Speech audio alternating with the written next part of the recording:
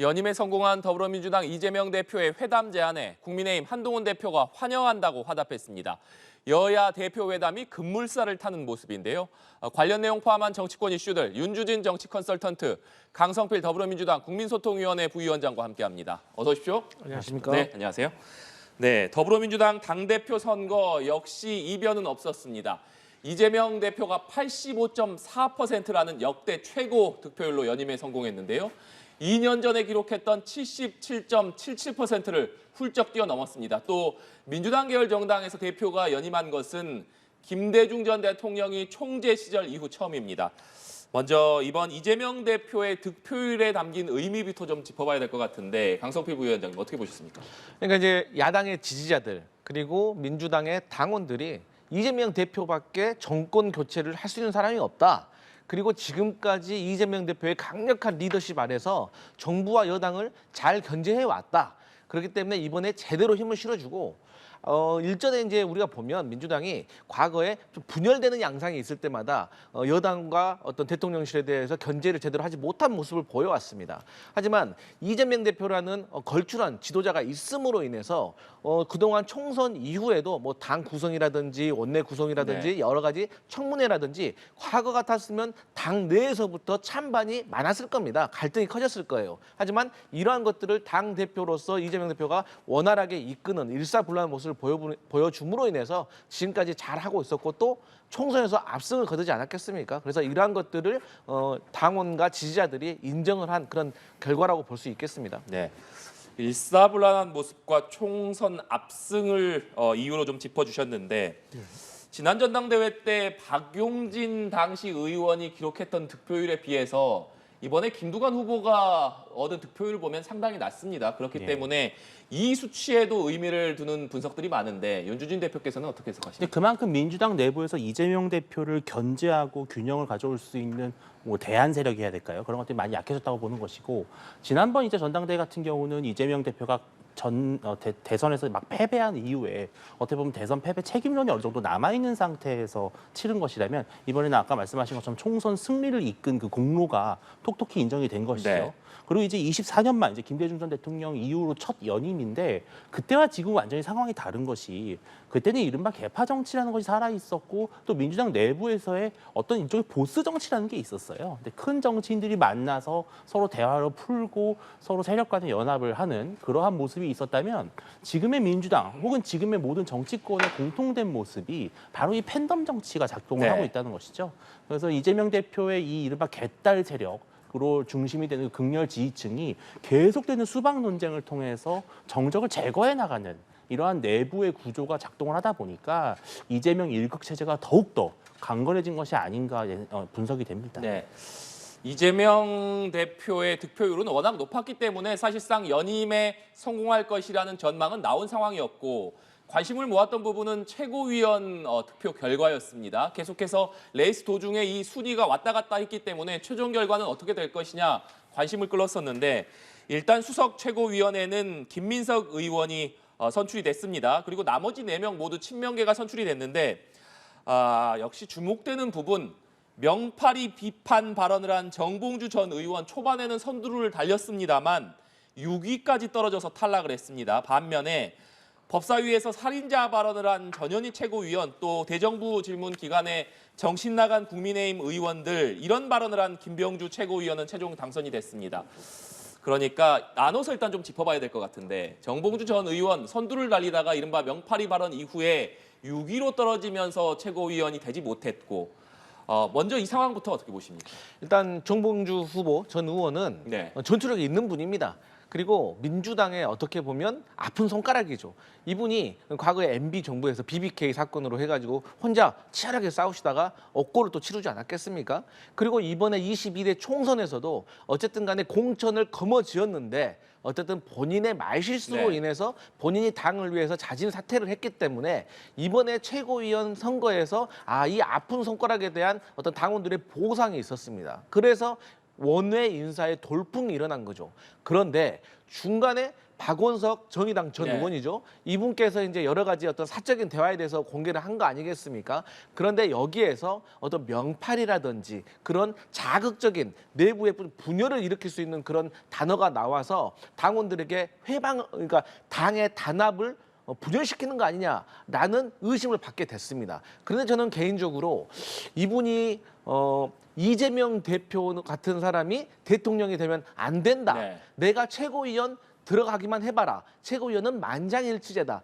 이 사적인 대화에 대해서도 부정을 하지 않으셨어요. 저는 이 부분에서 당원과 지지자들이 크게 실망을 하신 것 같습니다. 그래서 이분이 전투력이 있고 당에 기여한 바가 있지만 지금의 상태에서 최고위원으로서 지도부에 들어가면 이재명 대표와 각을 세워서 제대로 우리가 견제하지 못하는 분열이 일어날 수도 있겠구나라는 걱정이 이렇게 표로 반영이 된 것이고, 전현희 의원 같은 경우는 많은 분들이 모르시는데 이분이 강남에서 24년 만에 민주당 소속으로 탈환을 하신 분이에요. 그리고 치과 의사의 변호사의 나름대로 이 스펙도 중도층 확장에 되게 경쟁력이 있는 분입니다. 근데 이분이 검사 탄핵 표결에 참여를 하지 못하셨어요. 그때 대정부 질문을 준비하고 계셨는데, 근데 이것이 검사 탄핵을 찬성하는 것이 아니냐라는 오해, 네거티브를 받아서 이분이 2, 3위권에서 6위까지 추락을 하셨는데, 이제 법사위에서 어쨌든 말씀하셨던 이 김건희 여사와 관련된 권익위 간부에 대해서 죽음에 책임이 있는 거 아니냐, 일명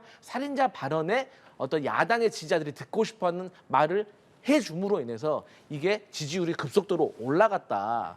그래서 이런 것들을 봤을 때 김건희 여사에 대한 국민적인 그리고 야당의 지지자들과 당원의 반감이 이렇게 심하구나를 또 반추해 볼 수가 있었습니다. 그리고 김병주 의원 같은 경우는 야당 민주당 여사상 제가 알기로는 처음으로 장군 출신이 최고위에 선출직으로 입성되신 거예요. 그래서 저희 민주당이 지금 국가와 어떤 국가 안보와 어떤 이런 국방 문제에 대해서 조금 취약하지 않느냐라는 지적들이 있었는데, 이런 국방 전문가, 그러니까 사성 장군, 한미연합사령부 부사령관 출신이 이렇게 지도부에 들어감으로 인해서 앞으로 저희 민주당의 국방과 안보에 대해서 좀 전문적인 모습을 보일 수가 있을 것 같다, 이렇게 평가합니다. 네.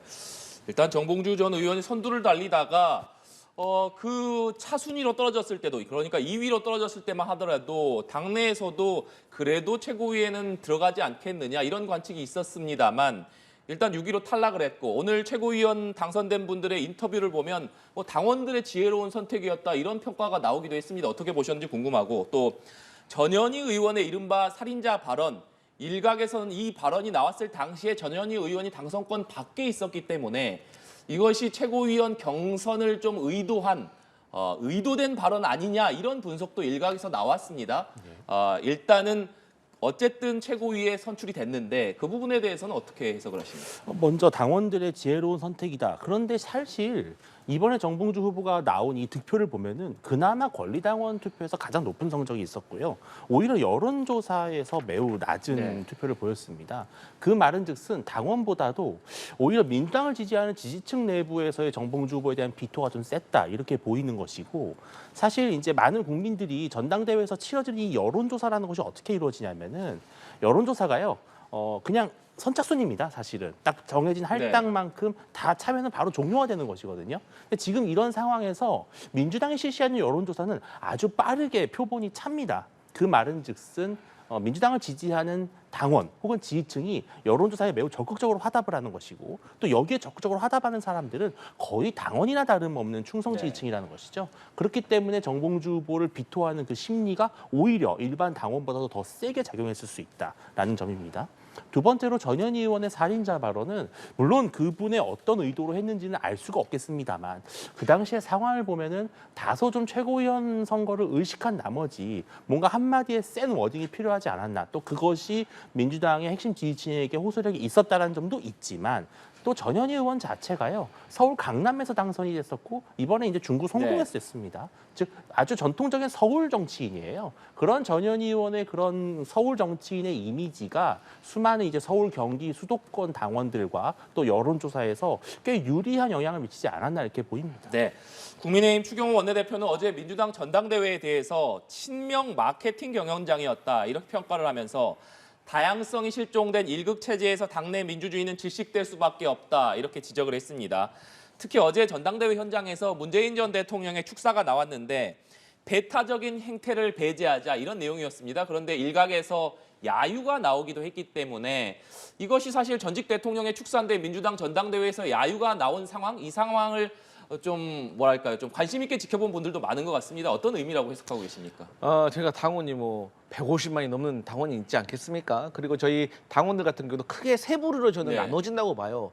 하나는 첫 번째는 호남의 전통적인 민주당의 지지자, 그리고 최근에 많아진 어떤 이재명 대표에 대한 지지자, 그리고 친노 친문 지지자, 이렇게 크게 세 부류가 있는데요. 어떻게 이분들 중에서 저희가 배출한 문재인 대통령을 모두가 좋아할 수 있겠습니까? 그리고 어쨌든 간에 정권을 어떻든 재창출하지 못했다는 서운함과 아쉬움이 있기 때문에 그런 부분에서도 그럴 수가 있고, 어쨌든 지금 이재명 후보와 겨루었던 경쟁을 했던 김두관 후보 같은 경우는 친문, 친노의 세력이라고 좀 보는 면이 있기 때문에 이러한 면에서 뭐 모두가 그런 게 아니라 일부 지지자들이 문재인 대통령에 대해서 야유를 보낼 수도 있는데 뭐 그건 충분히 뭐 어떤 사회나 정 다양성이 있기 때문에 그럴 수 있다고 보고요. 그다음에 민주당의 이제 다양성, 뭐 일극 체제가 없어졌다, 이런 것들은 상당히 저희가 고민을 해봐야 될 문제입니다. 그러니까 당심과 지지자들로 에게는 이재명 대표와 지금 민주당의 지도부가 압도적인 지지를 받고 있습니다. 하지만 저희의 정당 지지율이 어떤 국회에서 한 52%, 57% 정도의 점유하고 있는 의석만큼 나오지 않았어요, 최근에. 물론 최근에는 또 국민의힘을 앞지르긴 했지만,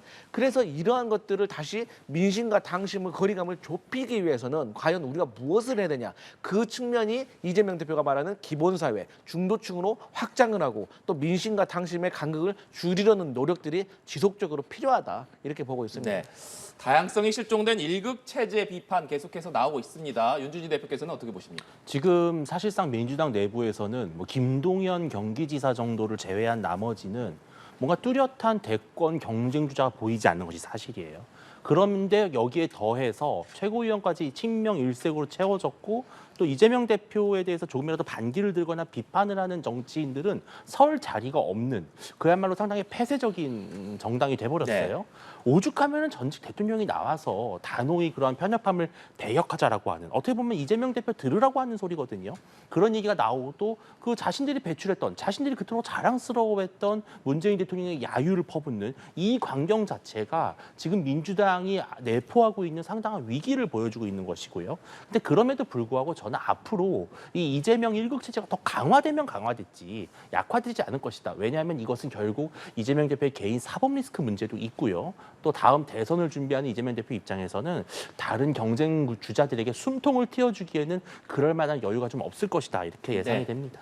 어제 대표에 선출된 이후에 이재명 대표가 여야 대표 회담을 제안을 했고, 국민의힘 한동훈 대표가 대단히 환영한다 이렇게 화답을 했습니다. 이재명 대표가 실무 협의를 지시했다 이렇게 밝히면서 그야말로 한동훈 대표와 이재명 대표 간의 여야 대표 회담이 급물살을 타는 모습인데, 일단 이재명 대표가 회담을 제안하고 한동훈 대표가 적극 화답하는 모습, 어떤 배경이라고 해석하십니까? 뭐 사실 국민들 보기에는 이제 뭔가 되나 보다라고 기대하실 수도 있지만 좀 죄송스럽지만 좀 뻔한 수순이긴 합니다. 네. 새 대표가 정해지면 당연히 서로 예방을 하는 것이고요. 당연히 대화를 제안하죠. 역대 모든 당 대표들이 신임 대표가 선출되면은 그런 식으로 했습니다만, 지금은 조금 남다른 국면이라고 할 수 있는 것은 바로 제가 봤을 때는 제3자 추천 최혜병 특검법입니다. 왜냐하면은 한동훈 신임 대표가 지난 전당대회 출발과 함께 제3자 추천 특검을 하겠다고 공언을 했어요. 네. 근데 이거에 대해서 민주당은 상당히 두 가지 모습을 보이고 있습니다. 자신들이 원래 고수하던 특검법을 마치 주장을 하는 것처럼 보이면서도 실질적으로는 제3자도 받을 수 있다라는 유연성을 보이고 있거든요. 바로 이재명 대표가 제3자 추천 특검법을 논의하자고 제안을 했죠. 이것은 한동훈 대표를 둘러싸고 여당 내부에서 제3자 추천 특검법을 갖고 있는 그 갈등을 정치적으로 잘 활용하겠다, 이런 의미로 저는 이해가 됩니다. 네. 강성필 부위원장께서는 여야 대표가 이렇게 대표 회담에 서로 화답을 하면서 급물살을 타는 배경 뭐라고 해석하십니까? 우리 윤준희 대표께서 말씀하셨던 것처럼 이것은 신인 지도부가 이제 꾸려지면은 의례적으로 있어왔던 행사였습니다. 그런데 이제 여기에 더해서 민주당으로서는 사실 좀 공허한 면이 있습니다. 그게 왜 그러냐면, 저희가 한동훈 대표하고 과연 얘기를 해서 무언가를 협의를 이끌어냈는데 그게 저희 민주당에서는 관철될 수 있지만 국민의힘 내부에서는 한동훈 대표가 이것을 관철해낼 능력이 있느냐, 쉽게 말해서 결정권이 있느냐에 대해서 저희는 의문이 많이 있어요. 그러니까 그런 차원에서 보면 지금 최혜병 특검과 관련해 가지고도 한동훈 당대표가 후보 시절에 계속해서 국민 앞에 약속을 하지 않았습니까? 하지만 막상 대표가 되고 나니까 당내 의견을 수렴하는 절차를 거쳐야겠다라고 했는데 지금 국민의힘 현역 의원들한테는 반응이 썩 좋지가 않아요. 이런 상황에서 장동혁 수석 최고위원은 상황이 바뀌었다라고 슬며시 발을 빼는 모습을 보이고 있습니다. 그래서 저희 민주당이 봤을 때는 당내 의견을 수렴할 것이 아니라 한동훈 대표가 대통령을 만나가지고 대통령 한 명을 설득하면 간단히 끝날 문제인데 왜 일을 어렵게 하는 것인지 모르겠다.